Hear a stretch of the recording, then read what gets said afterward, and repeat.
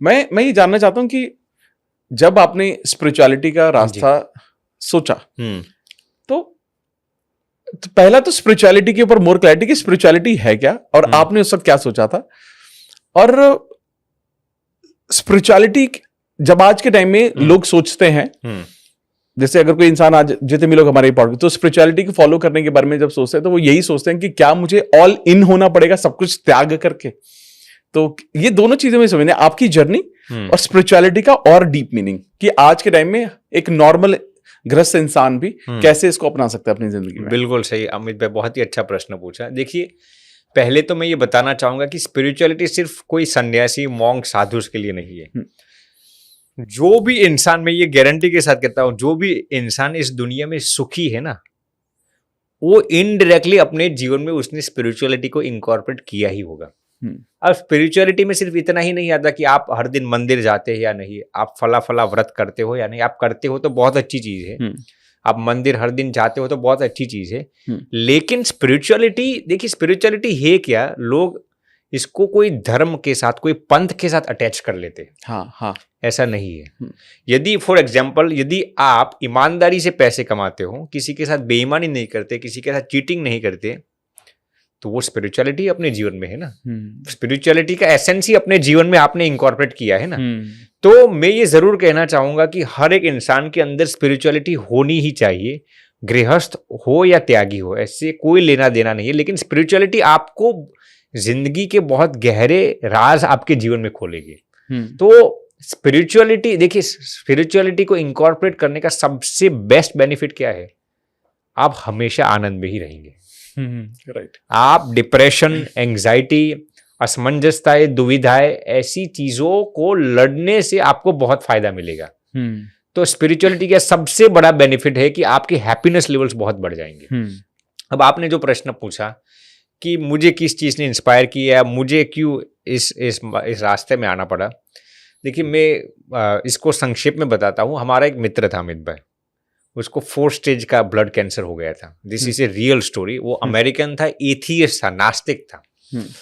4 stage blood cancer, हमारे साथ neuro science की पढ़ाई करता था, वेरी स्मार्ट, और his family came from a very rich lavish background. उसके पिताजी, माताजी, बहन, भाई सब कुछ अमीर, सब अमीर थे। अब ये बंदा, हम जब कॉलेज में आते थे तो हमें हमेशा आनंद में ही रखता था, लेकिन यकायक वो कॉलेज में आना बंद कर दिया उसने। तो हम परप्लेक्स्ड हो गए कि ये कैसे हो गया। हमने उसको फ़ोन किया कि यार तू कॉलेज में दिखाई नहीं देता पिछले कुछ दिनों से। तो वो कुछ बोल नहीं पाया, उदास हो गया, मायूस हो गया, रोने लगा। अब ये बंदा कभी भी हमने रोते हुए नहीं देखा, आज रोने लगा। हमने उसको पूछा क्या हुआ भैया, फिर वो कहता है कि डॉक्टर्स ने मुझे बता दिया है कि मैं इस दुनिया में 3 से 4 महीने से ज़्यादा जी नहीं पाऊंगा। अब जो युवा इंसान, 22 साल का लड़का, अमीरी छोड़कर मरने का, और वो भी नास्तिक लोग, किसको डर नहीं लगेगा मृत्यु का। हाँ, सही बात। तो बहुत ही उदास हो गया। हमने उसको जबरन कॉलेज में बुलाया, अमित भाई यूनिवर्सिटी में बुलाया, और 5-6 लोग कैफेटेरिया में बैठे थे। उसमें से मैं इंडियन था, एक दूसरी महिला एक इंडियन थी, बाकी के सब अमेरिकन थे। हमने उसको तसल्ली दी, सब धीरज दी, लेकिन स्वाभाविक है जब किसी को मृत्यु दिखाई देती है तो वो उदास हो जाएगा।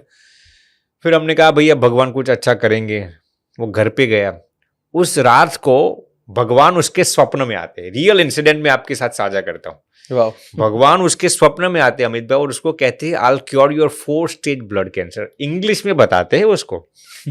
ये बंदा को लगा कि ये सब सुपरस्टिशन से, ये सब इमेजिनेशन से, हेलुसिनेशन हो सकते हैं, क्योंकि उसको पिछले कुछ दिनों से मृत्यु ही दिखाई दे रहा था। कोई बात नहीं, दूसरे दिन सुबह हो गई, वो कॉलेज में आता है, किसी को बताया नहीं। दूसरे दिन रात को भगवान वही वस्त्र, वही आभूषण धारण करके उसके ड्रीम में आते हैं, और उसको कहते हैं, इंग्लिश में कहते हैं कि आई विल क्योर योर कैंसर। उसके सिर पर हाथ रखते हैं और चले जाते हैं, स्वप्न में आते हैं। इसको लगा ये सब हेलुसिनेशन, सुपरस्टिशंस क्या हो सकता है। तीसरे दिन अमित भाई वही भगवान, वही वस्त्र, वही आभूषण में वही मुस्कुराहट, और भगवान उसके सिर पर हाथ रखते और कहते हैं, मैं उसका नाम नहीं दूंगा क्योंकि उसने कहने के लिए मना किया है। तो उस भगवान ने कहा कि आई विल क्योर योर कैंसर। 3 रात लगातार भगवान उसके स्वप्न में आते और ऐसा बयां करते अमित भाई। फिर ये चौथे दिन, मुझे अभी भी याद है, शायद थर्सडे या फ्राइडे था, वो कॉलेज के कैफेटेरिया में आता है और कहता है कि यार, इंग्लिश में कहता है, some Hindu god is coming in my dream and he is telling me that I will cure your cancer. तो हमने उनको पूछा कि तुझे कैसे मालूम पड़ा हिंदू भगवान ही है? तो उसने गूगल में जाकर टाइप किया और हमें वो फोटो दिखाई। हमने कहा ये तो हमारे ही सनातन के भगवान है, भगवान किशन जी थे। तो हमने उसको पूछा, और हमने और उस इंडियन महिला ने, कि क्या भगवान ने बताया तुझे स्वप्न में? यार सब ये सब ऐसा कहते थे कि तेरा कैंसर मिटा दूंगा, वो सब कल मिसकंसेप्शंस हैं। हमने उसको कहा नहीं, ये गलत नहीं हो सकता। जब ड्रीम में भगवान आपके स्वप्न में आते हैं ना, तो हमारे शास्त्र कहते हैं कि आपका ड्रीम कभी भी गलत नहीं हो सकता। वो कहता है ये सब सुपरस्टिशंस है, मैं नहीं मानता, मैं भगवान को ही नहीं मानता, मैं इसको क्यों मानूंगा? सही बात। वो जो इंडियन महिला थी ना, वो जबरन उसको अस्पताल में ले जाती है अमित भाई, और उसकी सीटी और MRI कराती है। You will be flabbergasted to hearken, उसका 4 स्टेज का leukaemia blood cancer absolutely normal आ गया। कोई मानने के लिए यकीन ही नहीं था, डॉक्टर्स मानने के लिए यकीन नहीं थे। फिर ब्लड रिपोर्ट्स करवाए, ब्लड रिपोर्ट्स में नॉर्मल आया अमित भाई। फिर हमने सोचा चलिए दूसरे अस्पताल में जाकर दूसरी जगह पर सीटी से MRI कराए, हो सकता है मशीन में भी कुछ एरर हो सकती है। दूसरी जगह पर गए, दूसरी जगह पर सब सीटी, सब MRI और सब ब्लड रिपोर्ट्स, 3 दिन के अंदर 4 stage leukaemia blood cancer absolutely normal आ गया। My god. तो इसी वक्त अमित भाई हमारे दिलो दिमाग में ये विचार चलते हैं कि हमें संत बनना है, हमें संत बनना है। अब मैंने ये इंसिडेंट मेरी आंखों से देखी, हमारा ही करीब का मित्र था। यदि मैंने सोचा कि भगवान यदि एक नास्तिक के लिए इतना कुछ कर सकते हैं, तो यदि हम हमारा जीवन भगवान के लिए थोड़ा कुछ भी समर्पित कर लेंगे, तो भगवान हमें क्या क्या नहीं कर पाएंगे। तो इस इंसिडेंट ने हमें इंस्टिगेट किया, हमें इंस्पायर किया कि मुझे भी मेरे जीवन में मॉन्कहुड को इनिशिएट करना है। और फिर हमने एमर्सन का एक कोट पढ़ा था अमित भाई, उसमें लिखा था कि you should plant a tree under whose shade you do not plan to sit. आपको ऐसे वृक्ष को बोना चाहिए जिस वृक्ष के नीचे आप बैठने वाले नहीं है। तो मैंने सोचा कि monkhood would be the best way for me where I can utilise my energy, time and resources absolutely for the welfare of others. तो ये इंसिडेंट ने हमें इंस्पायर किया स्पिरिचुअलिटी की ओर। बहुत ही सुंदर, मतलब ये बिल्कुल रोंगटे खड़े कर देने वाला इंसिडेंट है। और कैसे जब हम बात करते हैं ना कि जब हम भगवान के इन्फ्लुएंस में होते हैं और जब हम मानते हैं, तो और ये बात आपने सही कहा कि एक भगवान नास्तिक के लिए इतना कुछ कर सकता है, तो जो लोग फॉलो कर रहे हैं, जो लोग मान रहे हैं, उनके लिए तो पता नहीं क्या ही नहीं कर पाएंगे। बिल्कुल सही बताया। अमेजिंग, मतलब मेरे पास शब्द कम है इसको समझने के लिए, क्योंकि ये इतनी मिराकुलस चीज होती है। क्योंकि हम भी कई बार, और आज भी ऐसी इंसिडेंट्स होती है अमित, क्योंकि मैं भी कई बार लोगों से मिलता हूँ, तो लोग बोलते हैं कि हम कुछ बताते हैं, वाटर टेक्निक बताते हैं, कुछ बताते हैं कि भगवान का नाम लेकर या अपनी इन्फॉर्मेशन बोलकर आप पानी पियेंगे तो इट्स गोना क्योर। तो बहुत अमेजिंग रिजल्ट्स भी आते हैं लोगों के। But this was fabulous sir, this was fabulous. तो आज जब आप देख रहे हैं अपनी लाइफ को, आपकी, क्योंकि आप बहुत यंग भी हैं और आपको उतना ही गहरा ज्ञान भी है, और तो आज आप अपनी लाइफ को एज अ स्पिरिचुअल टीचर आप किस तरह से देखते हैं, और how do you see India going in terms of spirituality and world going? Okay, बहुत ही अच्छा प्रश्न पूछा अमित भाई। देखिए, मैं मेरा खुद का एक्सपीरियंस बताता हूँ। पिछले 15 सालों में 2010 से मैं देखता हूँ कि भारत स्पिरिचुअलिटी की ओर बहुत एडवांस होता जा रहा है। इसका एक कारण ये भी है कि लोगों के दिमाग में अब सनातन धर्म के प्रति नॉलेज बहुत बढ़ने लगा है। जो मिसकंसेप्शंस थे, जो गलत धारणाएं थी, जो सुपरस्टिशंस थे, वो सब अब दरकिनार होने लगे हैं। तो भारत की यदि मैं बात करूं, तो भारत में अब लोगों के अंदर, जेन जीज के अंदर स्पिरिचुअलिटी बहुत बढ़ती जा रही है। मैं ये नहीं कहता कि गलत चीजें नहीं करते लोग, लेकिन स्पिरिचुअलिटी के प्रति आकर्षण भी बहुत बढ़ते हैं। जैसे आज आप देखेंगे तो लोग स्पिरिचुअल पॉडकास्ट सुनने के लिए भी तैयार होते हैं, बिल्कुल कथाएं सुनने के लिए तैयार होते हैं। पहले 10 साल पहले इतना नहीं था। एग्री। तो स्पिरिचुअलिटी की और ये बहुत ही बढ़ने लगा है। अब मैं आप बात करूं यूएस की, यूएस में भी, वेस्टर्न कंट्रीज में भी अब स्पिरिचुअलिटी की और लोगों को झुकाव जो है वो बहुत बढ़ने लगा है। अब मैं जब बात करता हूं 2005-2010 की अमित भाई, तो उस वक्त अमेरिका में भी स्पिरिचुअलिटी के प्रति लोग इतने इंक्लाइंड नहीं थे। अब आप जाएंगे ना 2010 के बाद, expressly I am talking about पिछले 10-15 सालों में, लोगों को ये समझ में आया है कि यदि आपको आनंद में रहना है, सुखी होना है, स्ट्रेस फ्री लाइफ जीना है, तो स्पिरिचुअलिटी बहुत ही इंपॉर्टेंट फैक्टर है। अब आप देखेंगे अमित भाई, तो यूएस कोर्सेस के अंदर भी, हम जब हाई स्कूल में पढ़ते थे अमेरिका में, तो अमेरिका के अंदर भी वो स्पिरिचुअलिटी नाम नहीं देंगे, लेकिन इनडायरेक्टली ग्रेटिट्यूड, फॉरगिवनेस, ऐसी चीजों को जानबूझकर इंकॉर्पोरेट करते हैं कोर्सेस के अंदर। क्यों? क्योंकि उन्हें समझ में आ गया है कि इन चीजों के बगैर लोगों को आनंद में रहना बहुत ही मुश्किल है। तो स्पिरिचुअलिटी के अंदर लोगों का रुझान अब बढ़ने लगा है। मैं ये जरूर देखता हूँ पिछले 1 दशक से। अमेजिंग।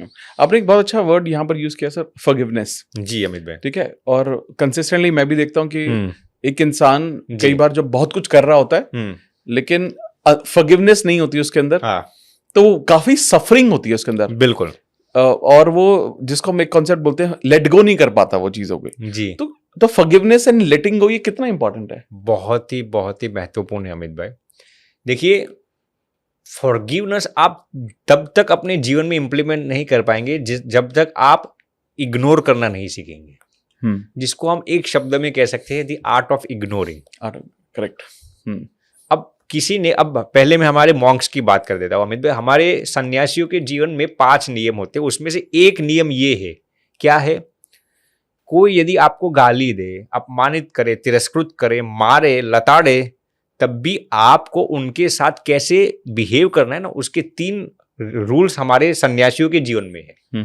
पहला है, आपको रिएक्ट नहीं करना। यानी कि किसी ने मुझे गाली दी तो मुझे सामने उसको गाली नहीं देनी, ये मैंने रिएक्शन दे दिया, ये तो 100% गलत है। इससे भी आगे हमारे मॉन्क्स के लिए नियम आता है, आपको उनको फॉरगिव करना है। अच्छा, माफ कर देना है कि भैया चलिए ठीक नहीं, उसने अज्ञानता में मुझे गाली दे दी। इससे भी आगे की बात हमारे स्पिरिचुअल मॉन्क्स के लिए है, फॉरगिव भी कर दिया, उससे भी आगे आपको उसकी भलाई के विचार करने हैं। बहुत मुश्किल है। जो आपके साथ ईर्ष्या करता हो, जो आपकी तरक्की को रोकना चाहते हो, जो आप पर गलत दोषारोपण करना चाहता हो, उसको आपको रिएक्ट तो नहीं करना, फॉरगिव भी करना है, उससे भी आगे उसकी भलाई के विचार करने हैं। हमारे सन्यासियों के जीवन में अमित भाई ऐसा लिखा गया है, यदि किसी के साथ ईर्ष्या के भी विचार आ जाए, कि किसी का गलत करने का विचार आ जाए ना, हमें 1 दिन का निरंतर उपवास करना पड़ता है। फास्टिंग, नारियल पानी लेके नहीं, नींबू पानी लेके नहीं, प्योर फास्ट करना पड़ता है अपने आप को दंड देने के लिए, ताकि आप वो गलती को दोबारा रिपीट न करें। अब जो आपने प्रश्न पूछा अमित भाई, ये हमने हमारे संतों का जीवन का बताया, लेकिन एक नॉर्मल इंसान के लिए भी फॉरगिवनेस बहुत ही महत्वपूर्ण है। देखिए, आप फॉरगिव करके दूसरों पर उपकार नहीं करते हैं, आप खुद पर ही उपकार करते हो ना। हाँ। जैसे ये सिंपल एग्जांपल, ये मेरे पास फोन होगा, अब मैं 1 दिन पकड़ता रहूंगा, 1 हफ्ते पकड़ता रहूंगा, अब फोन तो फोन ही ऐसा ही पकड़ता रहूंगा।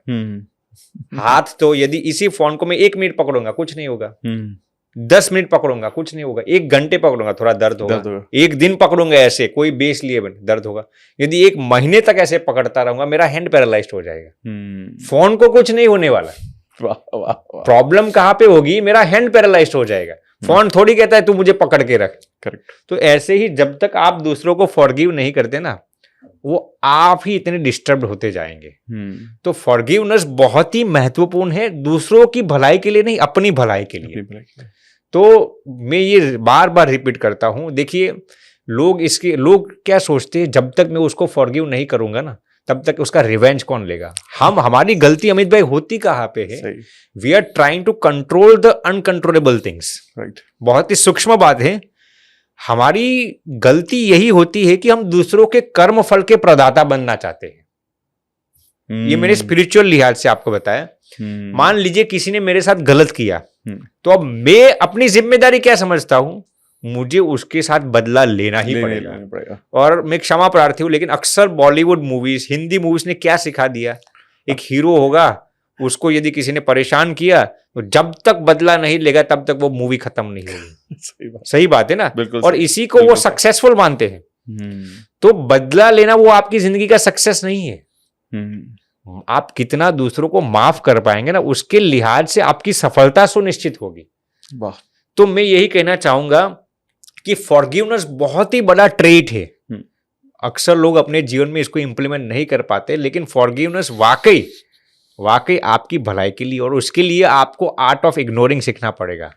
इग्नोर करने की आदत आपको अपने जीवन में डालने पड़ेगी। जो आपके कर्तव्य में नहीं आता उसको अपने सिर पर मत उठा लो। भगवान ने ये नहीं कहा कि यदि किसी ने तेरे साथ गलत किया तो तू बदला ले। भगवान क्या कहते हैं, वो बदला लेना वो मेरी जिम्मेदारी है। हाँ। तुम तुम्हारी पूरी एनर्जी इस पर क्यों झोंक देते हो? तो we are trying to control the uncontrollables, इसीलिए ही हमारे जीवन में स्ट्रेस आता है, डिप्रेशन आता है और हम माफ नहीं कर पाते। तो ये बहुत ही महत्वपूर्ण स्किल है फॉरगिवनेस सीखना अपने जीवन में।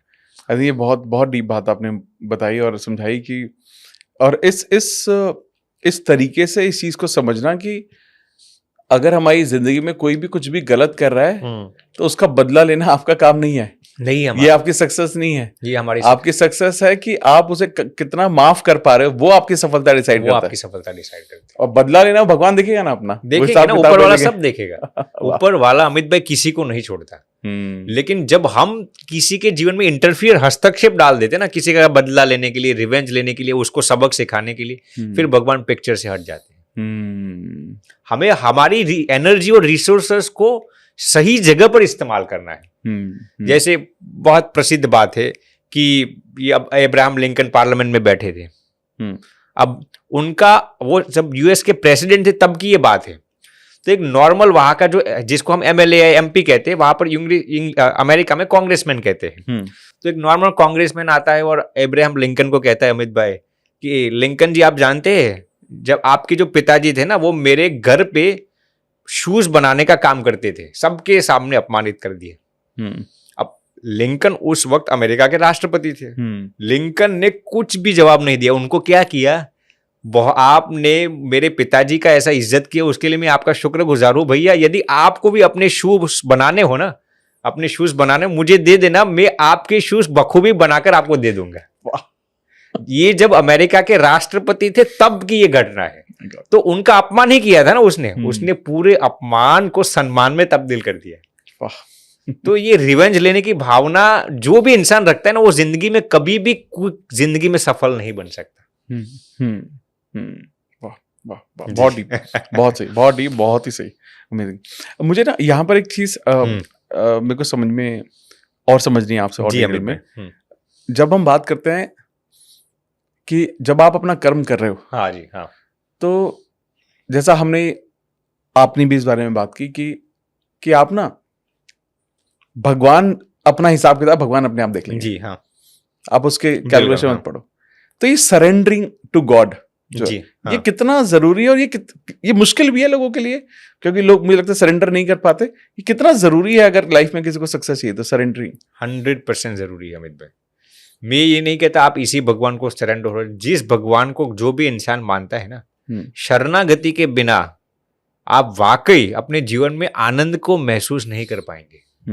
शरणागति बहुत ही महत्वपूर्ण चीज है, क्योंकि जब आप शरणागत हो जाते हैं ना, आपने जो कर्म शब्द का उपयोग किया था अमित भाई, तब आपके अच्छे कर्म या बुरे कर्म अब फिर आपके जुरिस्डिक्शन में नहीं रहे।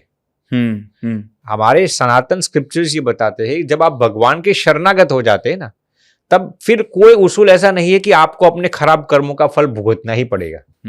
ये शास्त्रीय बात है। जैसे हमारे शास्त्रों में एक जोबन पगी करके एक बहुत ही बड़ा डाकू था, उस जमाने की बात है।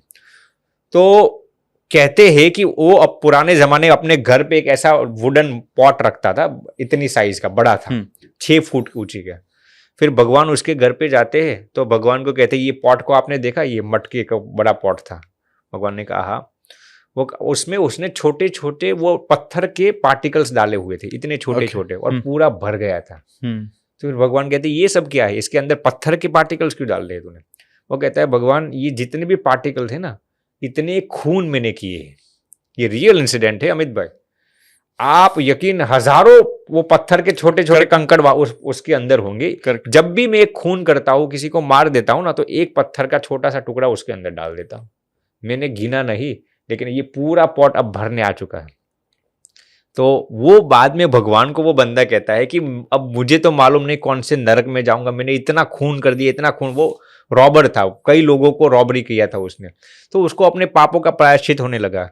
तो वो भगवान को पूछता है कि अब इस पाप से छूटने के लिए मेरे लिए कोई तरीका है? भगवान कहते हैं, एक ही तरीका है। यदि तू अच्छा कर्म करता रहेगा ना, फिर भी तू इसमें से बाहर निकलते निकलते तुझे कई जन्म बीत जाएंगे। तो भगवान की शरणागति ले ले।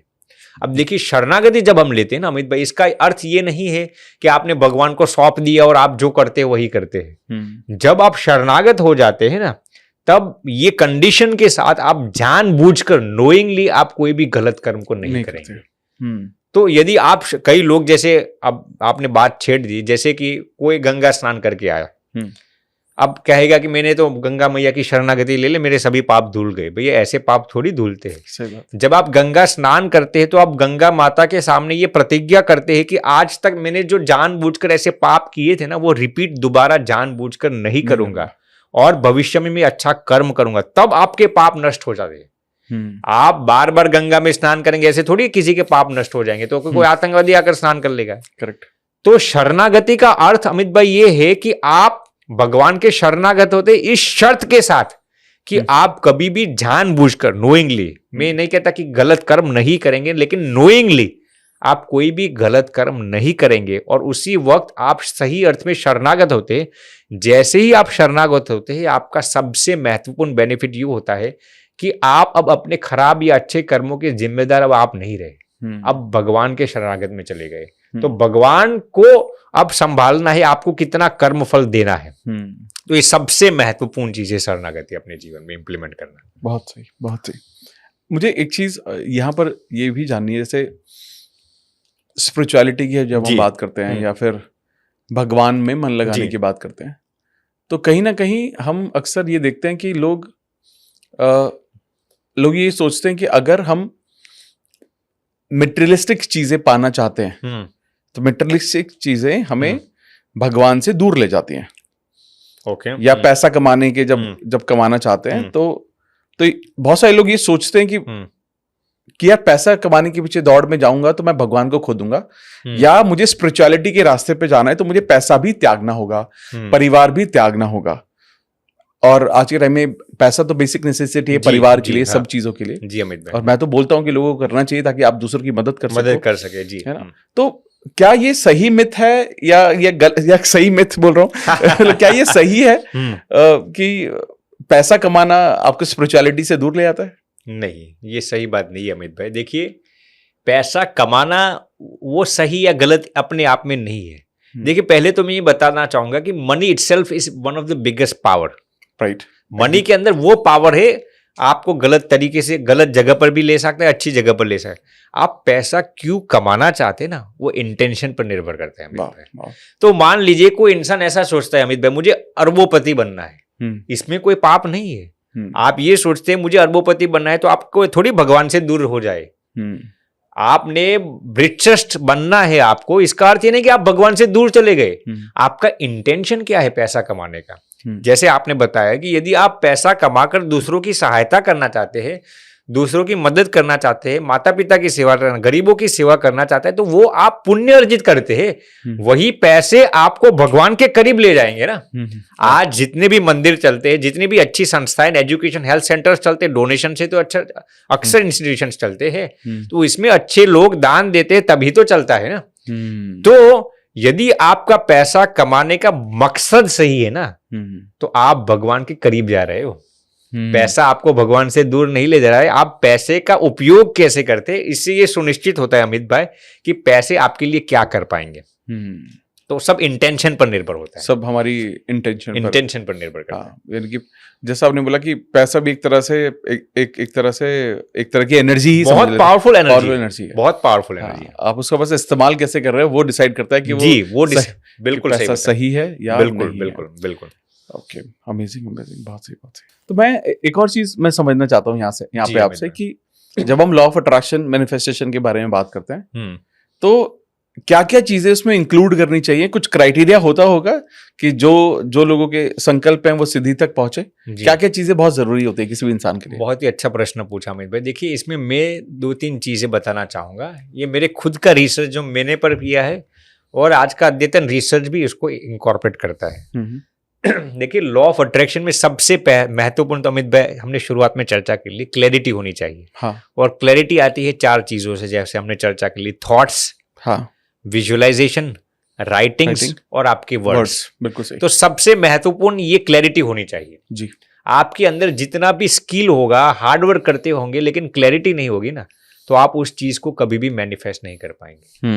ये सबसे महत्वपूर्ण चीज। दूसरी चीज इस पर मैं आपको बताना चाहूंगा अमित भाई, हार्डवर्क। अब उसमें भी हार्डवर्क में ये सिर्फ नहीं कहता मेहनत करते जाओ, गधे भी मेहनत करते, सफलता किसी को नहीं मिलती। आपको स्मार्टली हार्डवर्क करना है। हार्डवर्क करना है लेकिन सही दिशा में। हाल बेचारा कोई मजदूर भी मेहनत करते हैं लेकिन दिन में 1000 रुपया कमा सकते हैं। तो you have to put your hard work in the right direction and at the right place. तो हार्डवर्क में you have to smartly work hard. ये दूसरी चीज मैं आपको अमित भाई बताना चाहूंगा। तीसरी चीज ये है लॉ ऑफ अट्रैक्शन को काम करने के लिए कि आपका इंटेंशन क्या है। सही। मान लीजिए कि कोई आतंकवादी ऐसा सोचेगा, अब वो ऐसा विजुअलाइजेशन जिंदगी भर करता रहेगा, मैं इतने लोगों को गोलियों से भून डालूं, उसका इंटेंशन सही नहीं है, तो लॉ ऑफ अट्रैक्शन उसके लिए उस विषय में काम नहीं करेगा। क्योंकि यूनिवर्स ये देखता है कि आप लॉ ऑफ अट्रैक्शन से जिस चीज को प्राप्त करना चाहते हैं वो दूसरों को हार्मफुल तो नहीं है ना। तो ये बहुत ही महत्वपूर्ण चीज है अमित भाई। मान लीजिए कोई पैसा वाला बनना चाहता है लेकिन किसी को दबाकर, अपने पार्टनर्स को दबाकर, अपने सबऑर्डिनेट से, अपने कोवर्कर से, अपने एम्प्लॉइज हो उनको दबाकर, उनके पैसे लूट कर अमीर बनना चाहता है ना, तो लॉ ऑफ अट्रैक्शन उसके लिए काम नहीं करेगा क्योंकि उसका इंटेंशन गलत है। चौथी चीज अमित भाई मैं ये बताना चाहूंगा, चलिए आपको जिस चीज को प्राप्त करना चाहते हैं वो दूसरों के लिए हार्मफुल नहीं है, लेकिन केवल अपने स्वार्थ की बात होगी ना, केवल अपने बेनिफिट की होगी ना, तब भी लॉ ऑफ अट्रैक्शन इतना जल्दी काम नहीं करेगा। ये मैं आपको जो तरीके बताता हूं ना अमित भाई, वो लॉ ऑफ अट्रैक्शन को एक्सपेडाइट करने के लिए, आप जिस चीज को प्राप्त करना है उसको जल्दी से जल्दी आप कैसे प्राप्त कर सकते, उसके ये तरीके मैं बता। तो चौथी चीज अमित भाई ये है कि स्वार्थी इंटेंशन नहीं होना चाहिए। सिर्फ आपका नहीं होना चाहिए। सिर्फ आपका नहीं होना चाहिए। बहुत सही। उसमें दूसरों की भलाई भी निहित होनी चाहिए, तब लॉ ऑफ अट्रैक्शन आपके लिए जल्दी काम करे। मैं ये नहीं कहता कि यदि स्वार्थी होंगे तो लॉ ऑफ अट्रैक्शन काम नहीं करेगा, लेकिन हैम्पर्स उसमें बहुत आ जाएंगे। यदि आपका इंटेंशन, जैसे हमने बताया, पैसा कमाना चाहते हैं दूसरों की भलाई के लिए, गारंटी के साथ कह सकता हूं भगवान आपको मदद करेंगे पैसा कमाने में। लेकिन यदि आप यही सोचते हैं मुझे पैसा कमाकर मेरी फेम कमा लेनी है, इतनी गाड़ियां लेनी है, तो मदद करेंगे लेकिन स्पीड बहुत कम होगी। यदि आपका इंटेंशन दूसरों की भलाई का होगा ना, लॉ ऑफ अट्रैक्शन आपके लिए बहुत जल्दी काम करेगा। पांचवी चीज अमित भाई मैं बताना चाहूंगा, जैसे हमने आप पहले भी चल, law of gratitude, attitude of gratitude. आपको जो चाहिए उसके लिए भी भगवान को थैंक यू कहना शुरू कर दीजिए। भगवान वाकई आपको वो चीज कहेंगे ना, हंसते हंसते दे देंगे। तो ये पांचवी चीज है, ग्रेटिट्यूड को आप अपने जीवन में इंकॉर्पोरेट कीजिए। छठी चीज, द आर्ट ऑफ गिविंग अथवा तो द एटीट्यूड ऑफ गिविंग। आप जो चीज को प्राप्त करना चाहते हैं ना, वो समाज को उसमें से कुछ दीजिए आप। जैसे कि आप पैसा कमाते हैं, 10% अच्छे काम में डोनेट कीजिए। जो कुछ भी आप करते हैं, यदि आपका इंटेंशन कुछ देने का होगा ना, तो भगवान आपको वाकई बहुत ही मदद करेंगे। तो ये एटीट्यूड ऑफ गिविंग भी होना बहुत जरूरी है। इसके बाद मैं आपको बताऊंगा, जैसे हमने थोड़ी चर्चा की ली, the attitude of ignoring, the art of ignoring. अब ये कैसे काम करता है? देखिए, जब आप कोई भी चीज को मैनिफेस्ट करना चाहते हैं ना अमित भाई, तब कई हमारे इर्द गिर्द में भी और हमारे विचार भी कभी कभार नेगेटिव होते हैं। हाँ। अब ये इस पर छोटी सी कहानी है, जैसे कि आपने सुनी होगी, वो मेढक था। अब 10 मेढक की रेस लगी हुई थी। सबको कहा गया था कि जो सबसे पहले 20वें मंजिले पर पहुंच जाएगा उसको पारित इनाम दिया जाएगा। सब मेढक चढ़ने के लिए तैयार हो गए, सब अपने अपने हिसाब से तैयारी भी कर चुके, चढ़ते भी जा रहे थे। नीचे लोग खड़े थे, दूसरे मेढक लोग, वो कहते हैं यार गिर जाओगे तो मर जाओगे, 20वें मंजिलों से गिर जाओगे तो मर जाओगे। तो धीरे धीरे मेढक तो ऊपर जाते थे, लेकिन उनको लगा अरे यार इतना ऊपर जा रहा हूँ, गिर गया तो मर जाऊंगा। और नीचे और भी मेढक गए थे, किसी का बेटा हो तो कहेंगे अरे बेटे गिर जाएगा तो मर जाएगा, जल्दी नीचे आ जा, जल्दी नीचे। तो ऐसे तो 9 मेढक तो यूं ही, 9 फ्रॉग्स केम डाउन, बस यूं ही लोगों के नेगेटिव शब्द सुनते सुनते यार गिर जाएंगे गिर जाएंगे गिर जाएंगे। लेकिन एक मेढक ऐसा था अमित भाई, एक फ्रॉग ऐसा था जो 20वें मंजिले तक पहुंच गया। 20वें मंजिले तक पहुंच गया और फिर वो जीत गया। तो दूसरे मेढक ने उसको पूछा, यार हम तो नीचे से कह रहे थे तू मर जाएगा, गिरेगा तो तू मर जाएगा, तू क्यों कैसे ऊपर चल गया? तूने ये चीज को मैनिफेस्ट कैसे कर लिया? तो वो मेढक उन प्रश्न का उत्तर कुछ नहीं देता, लेकिन जो एक दूसरा उसका करीब का मेढक था ना अमित भाई, वो कहता है कि वो डेफ है, वो सुन नहीं सकता। तो उसके पास दी आर्ट ऑफ इग्नोरिंग थी। क्या इग्नोर करने की? नेगेटिव शब्दों को इग्नोर करने की ताकत थी उसके पास। उसने किसी के नेगेटिव शब्द अपने कान के अंदर, अपने दिमाग के अंदर घुसने ही नहीं दिए। तो वो जिस चीज को प्राप्त करना चाहता था उसमें वो सफलता प्राप्त कर पाया। तो ये बहुत ही महत्वपूर्ण चीज है लॉ ऑफ अट्रैक्शन को अपने जीवन में चरितार्थ करने के लिए, कि आप नेगेटिव चीजों को इग्नोर कर दीजिए। मैं मेरे खुद की बात करता हूं, जब मुझे संत बनना था, कई लोग मुझे कह रहे थे यार तेरे बस की काम नहीं है, तू क्या करेगा। मुझे तो ऐसा कह रहे थे, अमित भाई तू भारत जाएगा, तुझे गुजराती हिंदी नहीं आती, तू कैसे संत बन पाएगा, ये सब चीजें। अब हर एक के क्षेत्र में ऐसे कोई ऑब्स्टिकल्स, हिंडरेंसेस आते हैं, और ऑब्स्टिकल्स सिर्फ लोग ही बनते ऐसे नहीं, हमारी विचारधारा, सिचुएशन, सबको आपको नजरअंदाज करना सीखना पड़ेगा यदि आपको लॉ ऑफ अट्रैक्शन को अपने जीवन में जल्दी चरितार्थ करना है। और अंत में सबसे महत्वपूर्ण चीज, अपने आप पर विश्वास और भगवान पर विश्वास। ये बहुत ही महत्वपूर्ण चीज है लॉ ऑफ अट्रैक्शन को अपने जीवन में चरितार्थ करने के लिए। देखिए कहा गया है ना, when you run alone it is called a race, but when God runs with you it is called a grace. Hence, Amit bhai, add G of God to your race and it will become a grace. तो जब भी आप अकेले मेहनत करते हैं ना, तो आपको वो चीज प्राप्त करने में थोड़ा समय लग जाता है। आप भगवान की दुआ उसमें डाल दीजिए, भगवान पर दृढ़ विश्वास उसके अंदर डाल दीजिए, आपको भगवान इतने सपोर्टिव होंगे ना, आप उस चीज को इजीली प्राप्त कर पाएंगे। ये बहुत फेमस बात है। एक बेटी और उनके पिताजी रास्ते में जा रहे थे, और एक छोटा सा वृक्ष वहां पर पड़ा था। बेटी कहती है पिताजी को, पिताजी मैं इस वृक्ष को हटा लो। पिताजी कहते हैं बेटी तेरे पास जितनी भी शक्ति है लगा ले, हट जाएगा। बेटी ने 10 मिनट 15 मिनट अमित भाई आधे घंटे तक उस वृक्ष को उठाने की चेष्टा की, उठा ही नहीं सकती थी। बेटी कहती है पिताजी मैं हार गई हूं। अब पिताजी ने कहा बेटी मैंने तुझे क्या कहा, तेरे पास जितनी भी शक्ति है लगा ले, वो वृक्ष हट जाएगा। बेटी ने और आधे घंटे मेहनत की, कुछ वो वृक्ष हटा ही नहीं पाए। फिर पिताजी ने कहा कि बेटी मैंने तुझे क्या कहा था कि तेरे पास जितनी भी शक्ति है उसका उपयोग करना है, महज तेरे पास जो शक्ति है वो नहीं। बेटी मैं भी तेरी एक शक्ति हूं ना, पिताजी भी उनकी एक शक्ति है ना। तो ये चीज अमित भाई बहुत ही महत्वपूर्ण चीज है कि अपना सेल्फ कॉन्फिडेंस सिर्फ आप नहीं है, आपके जितने भी करीब के लोग हैं, जैसे फॉर एग्जांपल आप हैं, आप जिस चीज को प्राप्त करना चाहते हैं अमित भाई, उसमें आपके धर्मपत्नी का भी बहुत सपोर्ट आप ले सकते हैं। वो भी आपकी एक एनर्जी है, वो भी आपकी एक शक्ति है ना। हम अकेले क्यों मेहनत करते हैं? पिताजी ने क्या कहा था, तेरे पास जितनी भी शक्ति है उसका उपयोग करना है, केवल तू जो शक्ति है वो नहीं। तो मैं भी बेटी तेरी एक शक्ति, मैं भी एक शक्ति हूं ना। तुम्हारे जितने भी करीब के लोग वो भी तुम्हारी एक शक्ति है ना। तो लॉ ऑफ अट्रैक्शन को प्राप्त करने के लिए ये अमित भाई बहुत ही महत्वपूर्ण है, अच्छे लोगों की संगति होना। उससे आप कोई भी चीज को इजीली मैनिफेस्ट कर पाएंगे। संगति का इसमें बहुत ही बड़ा फैक्टर है।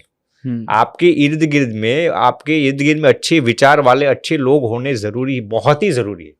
मैं मेरे जीवन में कभी भी अमित भाई नेगेटिव लोगों को मेरे इर्द गिर्द में रखता ही नहीं। मुझे जैसे ही सेंस हो जाता है ना ये बंदा नेगेटिव है, मैं वाकई उससे संबंध बहुत ही कम कर देता। इसका अर्थ ये नहीं कि आप ऐसे लोगों को मत रखिए जो आपको सही सलाह दे, लेकिन नेगेटिव विचार वाले जितने भी लोग हैं ना उनको अपने जीवन से दूर ही कर दीजिए। तो ये लॉ ऑफ अट्रैक्शन को, कोई भी चीज को मैनिफेस्ट करने के लिए इतने जो रूल्स है ना, मैंने खुद के बनाए हुए, तो मेरे लिए लॉ ऑफ अट्रैक्शन बखूबी और आसानी से काम करता है। बहुत ही सुंदर। बस मैं एक चीज के बारे में यहाँ पे पूछूंगा आपसे। जी अमित भाई, जब आपने, एक तो बहुत अच्छी बात आपने कही कि जब वो जो कहानी आपने सुनाई पूरी शक्ति का इस्तेमाल करना, जिसमें आपका परिवार भी आता है और आप भगवान की शक्ति का भी इस्तेमाल कर सकते हैं उसमें। भगवान के साथ आस्था है तो भगवान भी आपके साथ है जी। लेकिन ना कई बार जब हम लोग बोलते हैं कि आपका एसोसिएशन यानी कि आपकी संगत कैसी है, तो ये आपके साथ सत्संगी कौन है, ठीक है, तो इसका इन्फ्लुएंस आप पर पड़ता है। तो जब ऐसी बात हम लोगों से करते हैं तो लोग अक्सर इमीडिएटली अपने परिवार पर आ जाते हैं और ये बोलते हैं कि मेरे परिवार में तो बहुत नेगेटिव लोग हैं और वो बहुत नेगेटिव हैं जिसकी वजह से मैं लाइफ में ग्रो नहीं कर पा रहा हूँ। मेरे मम्मी पापा माता पिता नेगेटिव बात करते हैं, भाई बहन मुझे आगे बढ़ने देखना नहीं चाहते। तो मुझे लगता है कि शायद इसका मतलब थोड़ा सा और परे है रादर देन, क्योंकि कई बार क्या होता है हमारे माता पिता को तो हम नहीं बदल सकते, सोच को उनकी नहीं बदल सकते बहुत हद तक, हालांकि ये उनके ऊपर भी है कि उनको ठीक करना चाहिए खुद को। जी हाँ। तो ऐसे जब आपके पास सवाल आए तो आप क्या बोलते हैं? क्योंकि लोग संगत का मतलब सिर्फ परिवार को ही सोच रहे हैं, बाहर के बारे में बिल्कुल नहीं सोच रहे हैं। जी देखिए, सबसे पहले तो आपको अपने पेरेंट्स सिलेक्ट करने का तो कोई चॉइस ही नहीं है। हाँ। तो अब आपके माता पिता तो जो है वो है। अब हालांकि you can work on that, आप उनको भी पॉजिटिव कर सकते हैं, लेकिन इसका बेस्ट तरीका अमित भाई ये है कि चलिए मान लीजिए कि आपके माता पिता नेगेटिव है या फिर सपोर्टिव नहीं है, आप अपने इर्द गिर्द में ऐसे फ्रेंड्स तो बना सकते हैं ना जो पॉजिटिव है। हाँ, सही। वो भी आपकी बहुत बड़ी संगत है ना। तो आप ऐसे 3-4 ऐसे फ्रेंड्स रखिए अपने जीवन में जो बहुत ही वाइब्रेंट हो, बहुत ही एनर्जेटिक हो, बहुत ही पॉजिटिव हो। आप उनकी संगति में रहना लगेंगे ना। जब रिसर्च ये कहता है अमित भाई, जब इंसान खुद इतना अंदर से पॉजिटिवली मोटिवेटेड होता है, ये आपने बहुत ही अच्छा प्रश्न पूछा। इस पर यूनिवर्सिटी ऑफ स्पेन का एक रिसर्च मैं आपको बताना चाहूंगा। अभी कुछ हफ्ते पहले ही मैं पढ़ता हूं, द पावर ऑफ एसोसिएशन करके एक रिसर्च आर्टिकल है कि उसमें उन्होंने एक ऐसा शब्द, माता पिता शब्द इस्तेमाल नहीं किया, लेकिन उन्होंने ऐसा लिखा है जब आपके रिलेटिव्स नेगेटिव होते हैं तो how can you become positive. तो उन्होंने यही तरीका बताया, यूनिवर्सिटी ऑफ स्पेन का है, कि सबसे पहले तो आप अपने 3-4 ऐसे करीब के मित्र लोग ढूंढ लीजिए जो हाइपर पॉजिटिव हो, जेन्युइनली पॉजिटिव हो। उनका संगति करते करते जब आप पॉजिटिव हो जाएंगे ना, जब आपके अंदर पॉजिटिवली आयन्स चार्ज हो जाएंगे ना, तब आप जिस घर में रहते हो ना वो भी नेगेटिव होंगे ना, आपकी बदौलत वो लोग भी पॉजिटिव हो जाएंगे, वाकई हो जाएंगे। हम क्या करते हैं अमित भाई, जब हमारे पेरेंट्स या फिर हमारे करीब के रिलेटिव जब नेगेटिव होते हैं ना, तो हमारी सबसे बड़ी गलती क्या होती है जानते हो? हम उनकी कंप्लेन करने लगते हैं। हम उनके विषय में नेगेटिव सोचना शुरू कर देते हैं। क्या, अरे यार ये तो सपोर्टिव ही नहीं है, ये हर बार नेगेटिव ही बात करते हैं। मैं आपको गारंटी के साथ कह सकता हूं, यदि आप पॉजिटिव उनके प्रति हो जाएंगे ना, वो गारंटीड पॉजिटिव हो जाएंगे। आपको अपने सोच से उनके प्रति पॉजिटिव होना है। करेक्ट। माता पिता या कोई भी रिलेटिव्स हो, यदि आप उनके प्रति पॉजिटिव हो जाएंगे ना, वो गारंटीड आपके प्रति पॉजिटिव हो ही जाएंगे। थोड़ा समय लग सकता है लेकिन हो ही जाएंगे।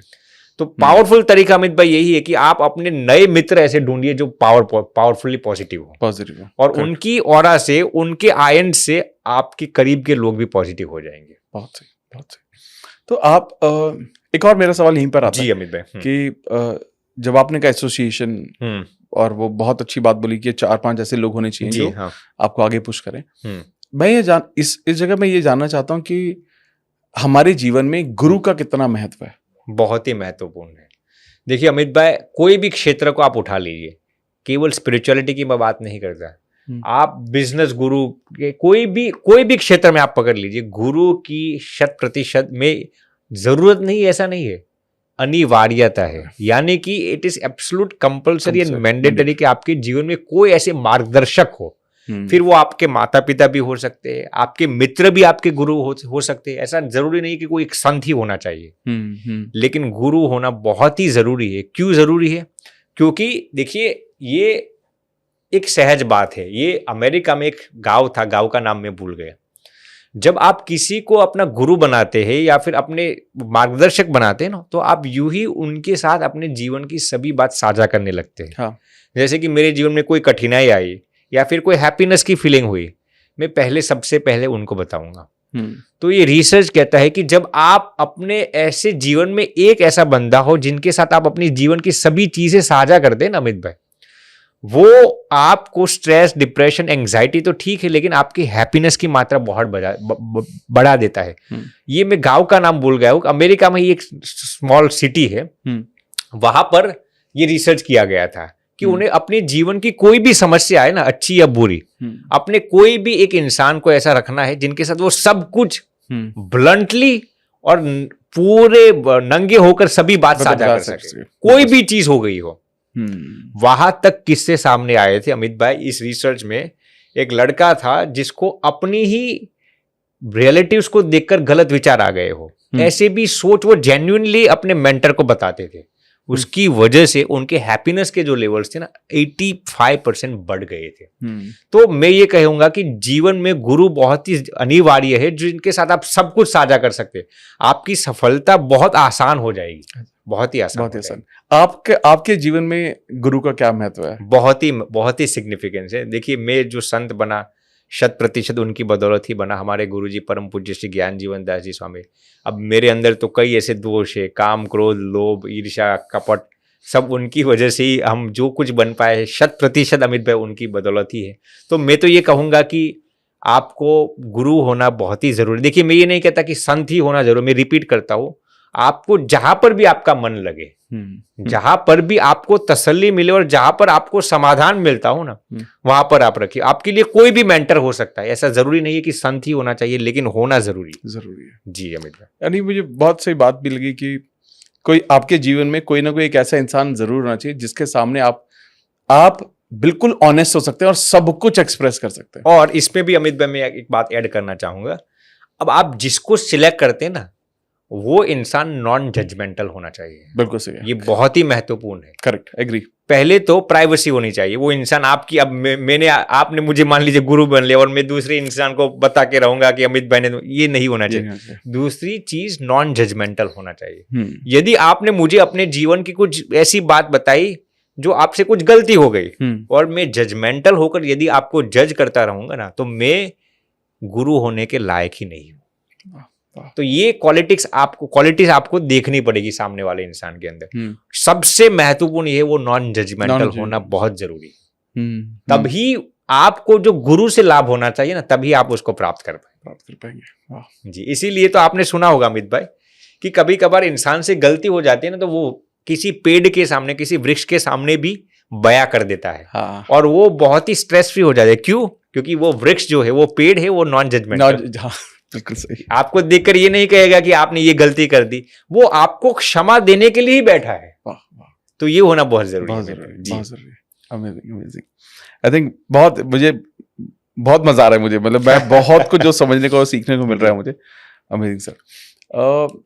मैं यहाँ पर एक और बहुत जरूरी सवाल मैं आपसे करता हूँ। आपने इस बारे में थोड़ा सा बात भी किया शुरू में, लॉ ऑफ कर्मा। जी हाँ, कर्म का जो नियम है, जैसे हम जब मानते हैं, जो आपने बोला भी था पहले कि एक्शन लेना बहुत जरूरी है। जी अमित भाई। तो जैसे कुछ लोग क्या होते हैं, लोग ये बोलते हैं कि मैं भगवान को नहीं मानता। ठीक है, मतलब उनकी बातों में ये होता है कि मैं बोलते हैं, they are vocal about it, right, कि मैं भगवान को नहीं मानता, मैं सिर्फ कर्म को मानता हूं, कर्म प्रधान, कि सबसे ऊपर है कर्म, आप अपने कर्म ठीक करो, सब कुछ हो जाता है, भगवान को मानने की जरूरत नहीं है।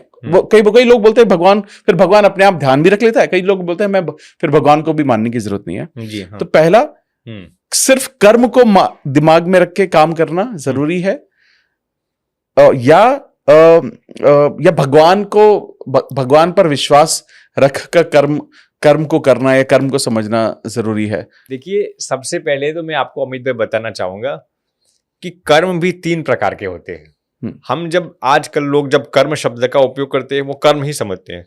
शास्त्रों में कर्म के 3 प्रकार बताए गए अमित भाई। पहला होता है संचित कर्म। ओके। संचित कर्म यानी कि हमारे जन्म के जो कर्म होते हैं, हमारी सनातन संस्कृति में हम ऐसा मानते हैं कि इंसान के कई जन्म होते हैं। हाँ, बिल्कुल। तो उसके जन्म के जितने भी अच्छे या बुरे कर्म होते हैं ना, हाँ, उसको हम संचित कर्म कहते हैं। ओके, ये संस्कृत शब्द है। संचित यानी इकट्ठा किया गया। जी। दूसरा कर्म होता है प्रारब्ध कर्म। प्रारब्ध, जिसको आपने ये शब्द कई बार सुना। प्रारब्ध कर्म क्या है? आपने अगले जन्म में, माने इसके जन्म के पहले जो कर्म किए थे ना, उसको हम प्रारब्ध कहते हैं। या फिर भगवान ने इस जन्म में आपको जो कर्म फल भुगतने के लिए सुनिश्चित किया है, जैसे हमारे पास तो जन्म के कर्म है। अब भगवान ने इस जन्म में आपके लिए जो सुनिश्चित किया है कि इतने कर्मों का फल आपको मिलेगा, उसको हम प्रारब्ध कहते हैं, जिसको हम डेस्टिनी भी आज के शब्द में कहते हैं, जिसको हम भाग्य भी कहते हैं। यदि आपके प्रारब्ध अच्छे हैं तो इसको हम क्या कहते हैं? भाग्य कहते हैं। भाग्य, हाँ। यदि आपके प्रारब्ध गलत है तो इसको हम क्या कहते हैं कि दुर्भाग्य कहते हैं, या फिर बैड लक कहते हैं, जो कुछ भी कहते हैं। तीसरा कर्म क्या हो गया अमित भाई? क्रियमान कर्म। ये संस्कृत शब्द है। क्रियमान यानी कि ऑन गोइंग। फिलहाल आप जो इस जन्म में जो कर्म करते हैं, अच्छे या बुरे कर्म, उसको हम क्रियमान कर्म कहते हैं। अब मैं आपको इसमें आपके प्रश्न का उत्तर मैं अंत में दूंगा। तो 3 प्रकार के कर्म हो गए, संचित, प्रारब्ध और क्रियमान कर्म। अब कई लोग ऐसा कहते हैं अमित भाई कि अरे यार मैंने तो आज तक किसी का नहीं बिगाड़ा, तो मेरे साथ ऐसा क्यों होता है? बिल्कुल। अब ये बंदा तो गलत करता है, इसको सफलता क्यों मिल गई? प्रश्न सही है। तो लोग भूल जाते हैं कि भैया आपके आपने क्रियमान कर्म अच्छे किए हैं, आपके संचित कर्म गलत भी हो सकते हैं ना। कोई बंदा फिलहाल गलत करता है तो इसके क्रियमान कर्म यानी कि ऑनगोइंग जो कर्म है वो गलत है, लेकिन उसके संचित कर्म भी सही हो सकते हैं ना। इस पर मैं आपको एक कहानी सुनाता हूं अमित भाई। एक गुरु के 2 शिष्य थे। अब एक शिष्य रात को गलत काम करने के लिए जाता था, किसी तवायफ के पास जाता था या फिर बार्स में चला जाता था, कुछ ना कुछ गलत काम करता था। एक शिष्य हर दिन सत्संग सुनने के लिए जा रहा था। तो एक रात को अमित भाई दोनों शिष्य वापस आ रहे थे। जो शिष्य गलत काम करके आ रहा था ना, उसको सोना मोहर मिल गई। He was extremely happy। और उसने अपने मन में क्या सोच लिया अमित भाई, देखिए मैं तो इतना गलत काम करता हूँ हर रात को, फिर भी भगवान ने मुझे सोना मोहर दे दो, ये कर्म जैसी कोई चीज ही नहीं होगी। वो दूसरे दिन सुबह आता है अपने गुरु के पास, गुरु को ये कहता है कि गुरु मुझे ये सोना मोहर मिल गई। उसने गुरु को ये नहीं बताया कि मैं गलत काम करने के लिए जा रहा हूँ। दूसरा जो शिष्य बेचारा सत्संग सुनने के लिए जाता था, कीर्तन भक्ति में जा रहा था, वो वापस जब अमित भाई आ रहा था ना, तो उसके पैर में एक कील गाड़ गई, कील चली गई। बहुत ही वो इतना ब्लीडिंग होने लगा, बेचारा बहुत ही दुखी हो गया और अनस्टॉपेबल ब्लीडिंग हो रहा था। रास्ते में किसी ने उसको वो सब ठीक कर दिया। और दूसरे दिन अपने गुरु के पास जाता है और गुरु को ये प्रश्न पूछता है जो हर एक इंसान के दिमाग में ही होता है। वो अपने गुरु को अमित भाई पूछता है कि ये बंदा हर रात को गलत काम करके आता है और भगवान ने उसको सोना मोहर दे दी। मैं हर दिन अच्छे कर्म करता हूं, सत्संग करता हूं, दूसरों की भलाई करता हूं, भगवान ने मेरे पैर में कील गाड़ दी। ऐसा अन्याय क्यों भगवान करते हैं? हर एक प्रश्न, ये हर एक दिमाग में ये प्रश्न चलता है। फिर उसके गुरुदेव ने जो जवाब दिया ना अमित भाई, वो हर एक इंसान को अपनी जहन में उत्कीर्णन करने जैसे। गुरुदेव उसके कहते हैं कि जो बंदा गलत कर्म करके आया था ना, वो इस जन्म में तो गलत कर्म किया था, लेकिन उसके पिछले जन्म के कर्म कई अच्छे किए, उसने कई लोगों की सहायता की थी, अच्छे कर्म किए थे। तो आज इसके कर्म में अमित भाई भगवान ने उसका राजा बनने का लिखा था। क्या बनना लिखा था? राजा। लेकिन इस जन्म में उसने गलत कर्म किए, इसलिए भगवान ने उसके सभी अच्छे कर्मों को मिटाकर सिर्फ एक छोटी सी सोना मोहर दे दी और उसके कर्मों का फल दे दिया। अब बेटा तू जो सत्संग करने के लिए गया था ना, तो तुम्हारे संचित कर्म इतने खराब थे कि आज तुम्हारी मृत्यु लिखी हुई थी किसी चोर के जरिए। लेकिन इस जन्म में तूने अच्छे कर्म की है, दूसरों की मदद की है, तो भगवान ने तेरी मृत्यु को मिटाकर सिर्फ एक छोटा सा किल के जरिए तेरे वो दर्द को मिटा दिया है। वाह, ये कहानी कितनी बारीक है अमित भाई कि हम ये सोचते हैं कि हमारे इसी जन्म के कर्म हम देख पाते हैं, हमारे संचित कर्म इसमें बहुत हिस्सा है। तो यदि हम अच्छे कर्म करेंगे वो फोगट नहीं जाएंगे, वो मिसयूज नहीं होंगे। करेक्ट। यदि आप अच्छे कर्म इस जन्म में करते हैं तो आपके पूर्व जन्म के यदि कोई गलत कर्म होंगे ना, उसको इरेडिकेट करता जाएगा। ये हम नहीं दे सकते, ये भगवान जानते हैं ना सब चीज।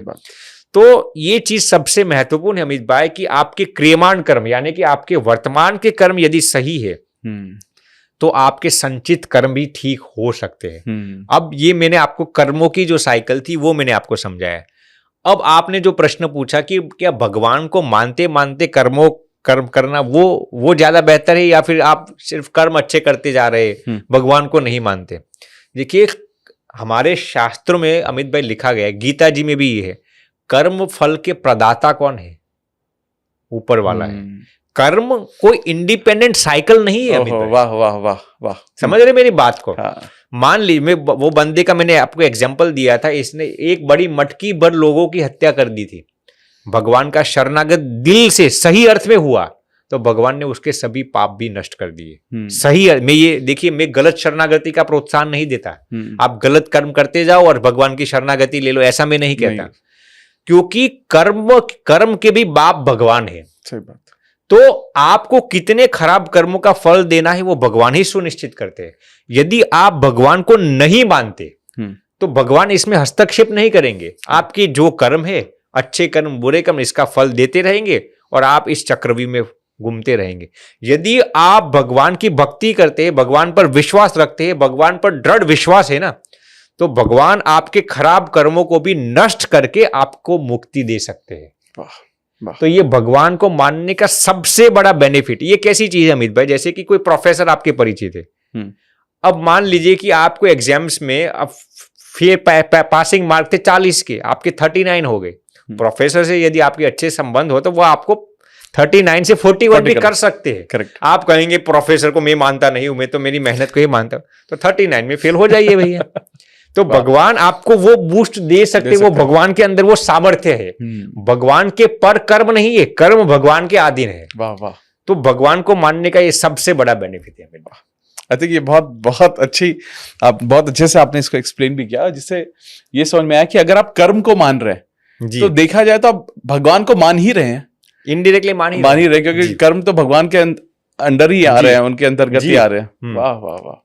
आई थिंक मुझे आज ऐसा महसूस हो रहा है बहुत दिनों बाद कि I think law of attraction manifestation पर स्पिरिचुअलिटी के पॉइंट ऑफ व्यू से, अध्यात्म के माध्यम से बहुत सारी चीजें समझ में आई, और मुझे कहीं ना कहीं ऐसा आज वापस से मुझे ऐसा लगा कि आप आए तो जो मेरी खुद की जर्नी है आपने उस पर भी एक स्टैंप लगा दिया। क्योंकि मैं कई बार आपकी बातों को सुन रहा था तो मैं समझ पा रहा था कि ऑब्वियसली आपने मैनिफेस्टेशन के, मुझे ऐसा लगता है एक लेवल ऊपर बात की है, थोड़ा एडवांस में बात की बहुत सारी चीजों पर, बट मेरे को आज वापस से एक बार ये महसूस हुआ कि मैं सही डायरेक्शन में जा रहा हूँ। आप तो सही डायरेक्शन में ही जा रहे हैं मित्र। तो मुझे तो इसलिए बहुत कुछ सीखने को मिला, समझने को मिला, and I am sure about it. जो भी लोग आज ये पूरा पॉडकास्ट देख रहे हैं तो उनको अपने आप बहुत ज्यादा चीज समझने को मिली होंगी, सीखने को मिली होंगी। और अगर आपको ऐसा किसी भी पल में ऐसा महसूस हुआ जहां आपको ये लगा कि मेरा बहुत बड़ा ब्रेक थ्रू था और बहुत कुछ समझने को मिला, तो आप उसको कमेंट बॉक्स में जरूर डाल देना, ठीक है। और ये एक मैं पहली बार बोल रहा हूँ, अगर आप इस पॉडकास्ट में यहाँ तक हैं तो चैनल को सब्सक्राइब जरूर कर दीजिएगा, क्योंकि अक्सर क्या होता है लोग फ्लो में हमारे सारे पॉडकास्ट देखते हैं, बट समहाउ हम पाते हैं कि बहुत सारे लोग सब्सक्राइब नहीं करते, तो वो कर दीजिएगा। पहली बार बोल रहा हूँ, मैंने आज तक कभी नहीं बोला, पहली बार बोल रहा हूँ मैं।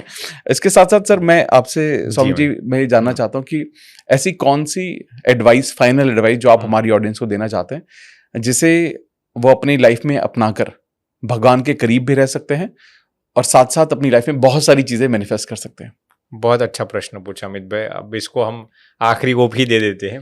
देखिए, हमने अक्सर चीज़ों पर तो चर्चा बखूबी कर ली है। आज मैं अमित भाई ये कहना चाहूँगा कि आप जो भी चीज़ को मैनिफेस्ट करना चाहते हैं ना, या फिर स्पिरिचुअलिटी वाइज भी, आप एक चीज़ अपने जीवन में इंकॉर्पोरेट कर लीजिए, भगवान का नाम स्मरण। आप जिस भगवान को मानते हो, जिस संप्रदाय से हो, जिस पंथ से हो, आपको जिसके प्रति ज्यादा आस्था हो ना, वही मंत्र आपके लिए सर्वोपरि है, वही मंत्र आपके लिए पावरफुल है। आप जिसको प्रेम करते हैं ना, वही उसी का आप मंत्र कीजिए, जिस भगवान को मानते हैं।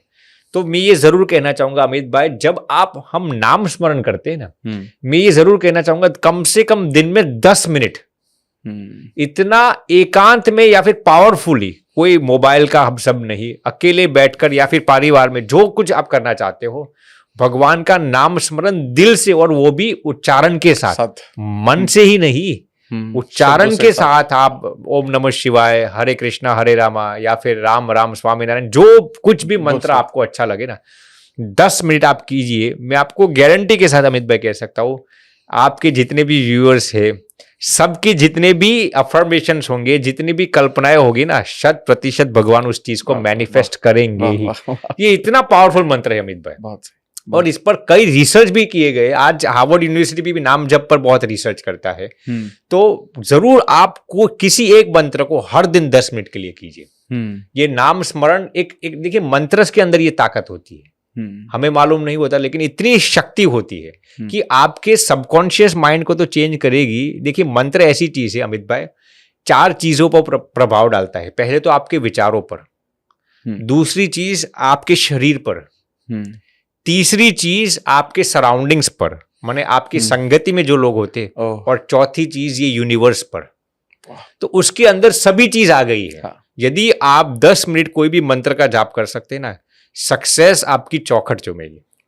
नहीं, बहुत बहुत आई थिंक ये बहुत ही रिलेवेंट, बहुत ही इंपॉर्टेंट चीज आपने बताई। और खैर कंसिस्टेंटली आप भगवान के बारे में बात करते रहे बीच बीच में भी, क्योंकि मैं भी ये मानता हूँ कि एक ही रास्ता है जो हमें बहुत आगे ले जा सकता है, वो है भगवान का रास्ता। जी। ठीक है, आप चाहे मटेरियलिस्टिक चीजें चाहते हो, मन की शांति चाहते हो, खुशी चाहते हो, वो बिना भगवान के रास्ते गए तो आपको वो नहीं मिल सकता। नहीं मिल सकता। और आपने बहुत अच्छी बात बोली कि भगवान के नाम का, जिस भी भगवान को मानते हैं आप, जिस भी धर्म को आप मानते हो, कुछ भी मानते हो, आप जिनके भी अंदर आपके अंदर आस्था है, अगर आप उनका नाम का जो उच्चारण अगर आप करते हैं तो आपका जो पूरी जिंदगी पर असर पड़ेगा। अब उसमें भी दो और चीज मैं ऐड कर दूं? Please please please.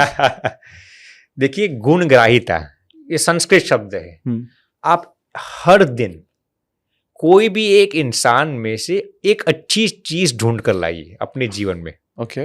मान लीजिए कि आप बच्चे स्कूल्स में जा रहे, कोई यूथ जॉब पर जा रहे, परिवार में रहते, हर दिन किसी एक इंसान में से आपको कोई भी अच्छी चीज ढूंढनी है। ओके ओके, वाह। गारंटी के साथ कह सकता हूं वो चीज आपके जीवन के अंदर आ जाएगी। हम पॉजिटिव थिंकिंग की बात करते हैं अमित भाई, ये इससे भी पर की बात है। पॉजिटिव थिंकिंग, हम हमारे विषय में पॉजिटिव सोचते, ऐसा हो जाएगा, ऐसा लेकिन आप दूसरों के जीवन के अंदर जो कुछ भी पॉजिटिव साइड है ना, वो आप सिर्फ ढूंढ कर अपने आप को याद, हर दिन एक इंसान के से अंदर आपको पॉजिटिव चीज पकड़नी है, आपका जीवन 100% तब्दील हो जाएगा, गारंटीड। और तीसरी और आखिरी चीज अमित भाई मैं बताना चाहूंगा, हर दिन किसी एक इंसान को आपकी वजह से कुछ ना कुछ खुशियां बांटते रहिए। वाह वाह वाह। मान लीजिए कि हम ऊपर आ रहे थे अभी पॉडकास्ट के लिए, आप मान लीजिए जो बाहर काम करता हो, गेट पर हो या कहीं पर भी हो, आप उनको एक खुशी, एक स्माइल तो दे सकते हैं ना। राइट। आपको मालूम नहीं आपकी स्माइल उसके जीवन में क्या क्या फेरफार ला सकती है। तो हर दिन किसी के जीवन में कुछ भी तरीके से उसकी सहायता कीजिए। मैं ये नहीं कहता पैसा से ही कीजिए, स्माइल से भी हो सकता है। तो किसी के जीवन में कोई भी तरीके से वैल्यू ऐड कीजिए। तो पहली चीज है वैल्यू ऐड कीजिए, दूसरी दूसरों के अंदर से एक इंसान में से एक अच्छी चीज हर दिन सीखिए, अपने जीवन में अपनाने की चेष्टा कीजिए, और तीसरी चीज भगवान का नाम स्मरण कीजिए। वाह। और ज्यादा ज्ञान नहीं देंगे। नहीं, मुझे लगता है कि ये चीजें बहुत अच्छी आपने जिस तरह से समझाया, इतनी सरल भाषा में समझाया ना, मुझे पूरे पिछले 1-1.25 घंटे 1.5 घंटे में कोई भी एक भी बात ऐसी नहीं हो सकती जो किसी को भी समझ में नहीं आया। बहुत बच्चों की तरह, मतलब एक इतनी साधारण सी लैंग्वेज में, क्योंकि आपका ओहदा, आपकी नॉलेज वो मुझे पता है बहुत ऊपर है, लेकिन आपने वो जिस तरीके से समझाया, मुझे ऐसा लगता है कि सभी के लिए लाइफ चेंजिंग होगा। और मैं सच में दिल से ये कह रहा हूँ कि आपका जो ऑरा है, आपकी जो एनर्जी है, वो आपका बड़प्पन वो नहीं सच में। और मुझे ऐसा खुद महसूस हो रहा है कि आप आज आए हैं, तो मुझे लगता है ये हमारे लिए बहुत बड़ी ब्लेसिंग है। और I am sure about it, आपका आना और जितने भी लोग ये पॉडकास्ट देख रहे हैं, ये उन सभी के लिए ब्लेसिंग है, आपका यहाँ पर आना और एक ऐसे सब्जेक्ट के बारे में बात करना जिसकी सबको जरूरत है वो। और आपने जो जितने भी मार्गदर्शन किया, I am sure about it लोग उसको इम्प्लीमेंट करेंगे और अपनी लाइफ को सफल बनाएंगे। मुझे जो अच्छी चीज लगी वो अमित भाई बता दूं? हाँ जी प्लीज। आपके जीवन में से मुझे 2 चीज बहुत अच्छी लगती है। एक तो है सरलता, भगवान ने आपको पहले से ही जो सरल और सहज स्वभाव दिया है वो हमें बहुत अच्छी लगती है। और दूसरे है आप जमीन से जुड़े हुए हो, यानी कि भगवान ने आपको किसी प्रकार का अहंकार, विनम्रता आपको भगवान ने गॉड गिफ्ट में दी है। तो ये 2 चीजें हमें बहुत अच्छी लगती है अमित भाई, और इसकी वजह से ही आपके कई दर्शक मित्र है वो भी आपके स्वभाव के कारण भी कई जुड़े हुए हैं। आपका जो विनम्र, हम मुंबई में आपके कार्यक्रम में आए थे, हाँ जी, तो वहां पर भी हमें बहुत अच्छा लगा था, बहुत अच्छा लगा था। तो भगवान से यही प्रार्थना है अमित भाई, आपको और भी सफलता भगवान प्रदान करते रहे, आपकी सभी मनोकामनाएं भगवान पूर्ण करते रहे, और आपके जरिए लाखों नहीं लेकिन करोड़ों लोगों के जीवन में सकारात्मक तब्दीली आए। थैंक यू सर, आपका ये आशीर्वाद बना रहे और हम अपनी तरफ से पूरी कोशिश करते रहेंगे। तो आपके आने का बहुत बहुत धन्यवाद, और इतने अच्छे शब्द आपने हमारे लिए बोले, इसके लिए बहुत बहुत धन्यवाद। बहुत बहुत धन्यवाद अमित भाई, प्रणाम प्रणाम प्रणाम।